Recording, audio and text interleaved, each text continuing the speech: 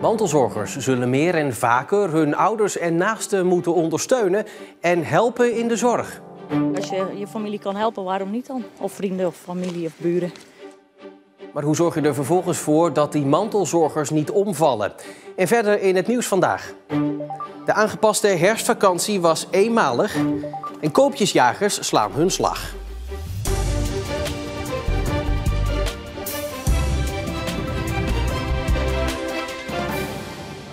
Goedenavond. Volgens de ouderenzorgorganisaties kan het niet anders. Mantelzorgers moeten meer en vaker hun ouders en naasten helpen en verzorgen. Door steeds meer ouderen en steeds minder zorgpersoneel is het volgens 2 Zeeuwse zorginstellingen de enige oplossing. Hey Nel, hoi. Hey, daar ben ik weer. Wim van Bellen, 80 jaar, is op bezoek bij zijn vrouw Nel van 81. Nel heeft dementie en woont in zorginstelling De Binnenhaven in Nieuwe Sint-Joosland. Ze houdt van dansen met haar lief. Wim is haar alles, maar ook haar mantelzorger. Hij zoekt haar elke dag op en onderneemt veel met haar. Als het mooi weer is, ga ik met haar naar buiten. In de rolstoel. Nou, en vaak wat ik net met een balletje gooien en zo en dergelijke. En rondjes lopen om maar fysiek haar op gang te houden. Wat Wim doet, wordt steeds belangrijker. Mantelzorgers zullen vaker hun ouders en naasten moeten gaan helpen bij de verzorging. Alevo en Zorgstroom vragen dat al officieel. De verwachting is dat er meer zorginstellingen gaan volgen. Het kan niet anders. Je ziet ook echt door de vergrijzing, de krapte op de arbeidsmarkt, dat die rol van die mantelzorger belangrijk is, maar ook wordt, doordat er eigenlijk vaker een beroep op gedaan zal worden. En juist de dingen laten doen die van waarde zijn voor de mantelzorger en de cliënt, de bewoner, dat willen we graag bereiken. Wim zegt dat het niet altijd makkelijk is, maar dat het wel mooi en heel waardevol is. Als je de tijd hebt, besteed aandacht aan je naaste die opgenomen is. Ja. Wat je ook doet, ga er alleen maar naast zitten, leg een arm over de schouder, doe een praatje, geef niet wat. Doe een spelletje of weet ik veel wat, 's avonds. Doe me terug. Nou, het lijkt wel een feestje, joh. Ik praat erover verder met zorgverslaggever Marieke Kerklauw. Ja, Marieke, de vrijblijvendheid is er op deze manier natuurlijk wel een beetje vanaf. We moeten dus echt nog meer gaan doen. Zitten mensen daar wel op te wachten? Ja, dat is natuurlijk de spijker op zijn kop. Ik bedoel, Wim uit het filmpje is gepensioneerd, dus die heeft er tijd voor. Maar er zijn genoeg mantelzorgers hier in Zeeland die weinig tijd hebben. Die het moeten zien te combineren met een gezin, met werk, met een sociaal leven. Op straat zeggen de mensen volmondig bijna ja. Maar of ze het daadwerkelijk gaan doen, ja, dat is natuurlijk de tweede. Ja, het moet ook natuurlijk. Hè. Dus het is niet altijd plezierig, maar het is ja, kwestie van meedoen in de maatschappij. Ik denk als je je familie kan helpen, waarom niet dan? Of vrienden of familie of buren. Ja. Ze zeggen vaak, ik heb al zo weinig tijd. Ja, maar ja, als je bijvoorbeeld naar je ouders kijkt, ze hebben ook voor jou gezorgd. Dus als je het terug kan doen, waarom niet dan? Ik ben 82, dus ik bedoel, de ene dag het niet wil en niet kan. Maar je moet toch nog een klein beetje voor gestudeerd hebben en een feeling voor hebben. Ja, Marieke, veel van die mantelzorgers zijn natuurlijk ook niet per se de jongste. Hoe zorgen we er nou voor dat die dan niet vervolgens onderuit gaan door al dat vele werk dat op ze afkomt? Ja, steeds meer zorginstellingen hebben een mantelzorgconsulent in dienst genomen. Dat zag je ook al in het eerste filmpje.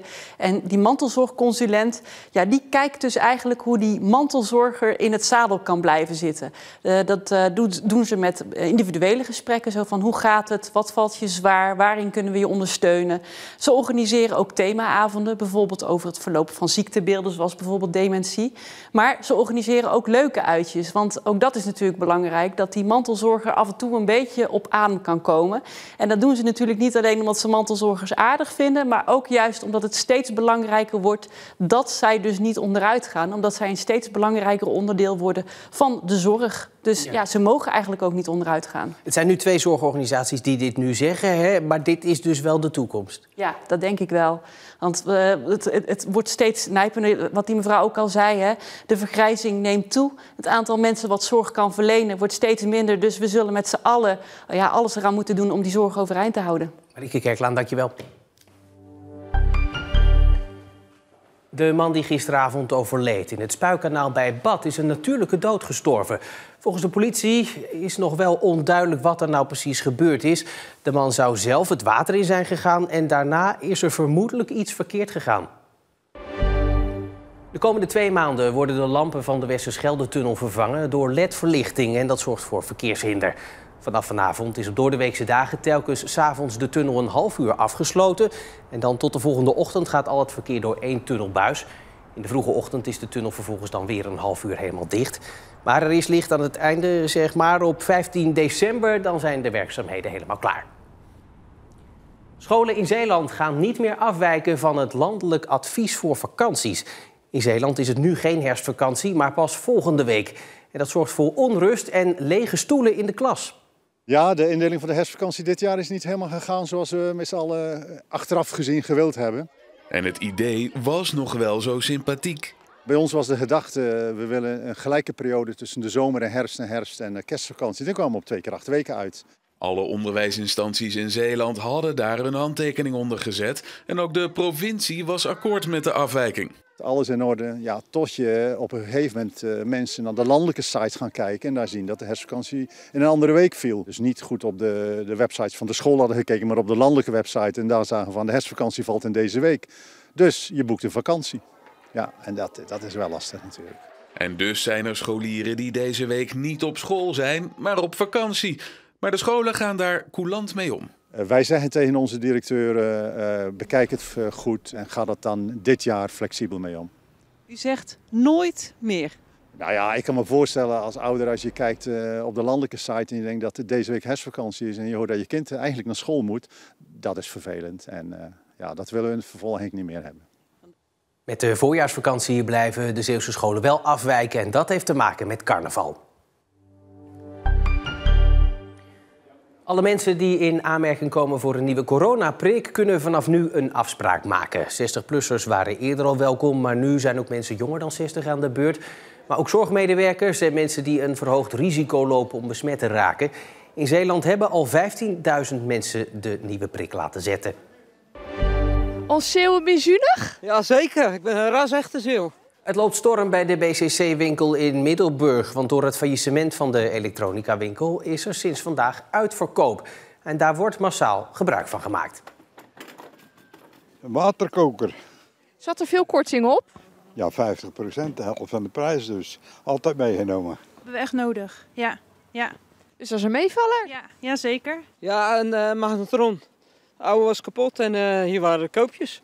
In Zeeland heeft de keten 4 winkels in Goes, Middelburg, Zierikzee en Terneuzen. De curatoren laten weten dat de webshop gesloten blijft.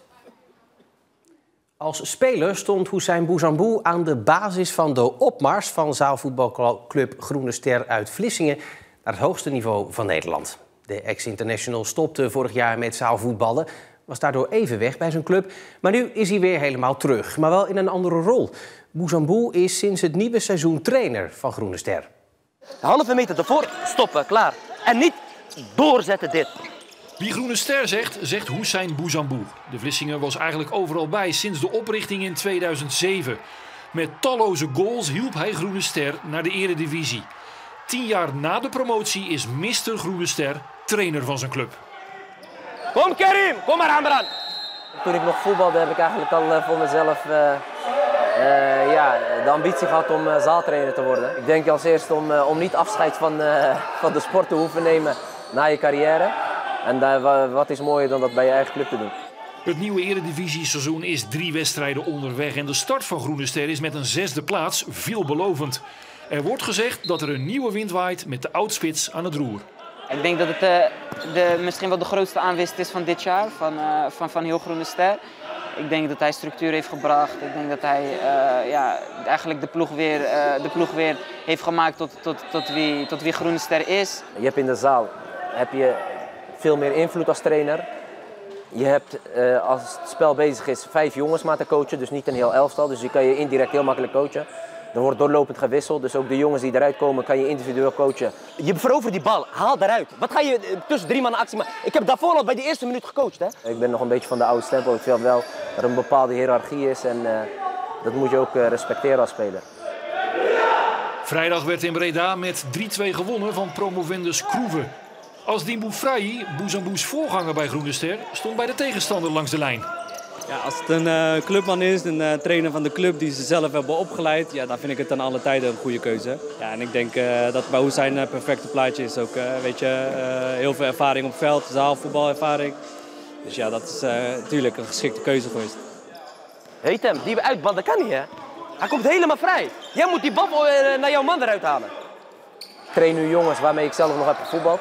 Dus dat zijn wel uitdagingen. Maar wat het mooie ook is ja, dat er toch wederzijds respect is. En dat ik me nu als trainer ook kan ontwikkelen. Bouzambou bouwt bij Groene Ster aan een ploeg met nieuw talent, zoals Kai Kozijn. Kozijn zit op 18-jarige leeftijd al bij de selectie van het Nederlands zaalvoetbalteam. Het roept de vraag op of er weer gouden tijden met een volle Baskensburg aan zitten te komen. Ja, gouden tijden. Ja, ik denk dat we nog steeds in een bepaalde periode zitten waar heel veel mooie dingen gebeuren. Alleen de eerste jaren eredivisie was het voor de provincie heel nieuw, dus er kwam heel veel publiek op af. Maar je moet niet vergeten dat wij vorig jaar met Groene Ster gewoon de 8e van Nederland zijn geworden. Dat is ook gewoon een prestatie op zich. Maar ik denk als wij gewoon de talenten laten ontwikkelen en als we gewoon hier doorgaan waar we nu mee bezig zijn, dat we zelfs nog die slag kunnen maken om bij de top 5 van Nederland mee te gaan doen.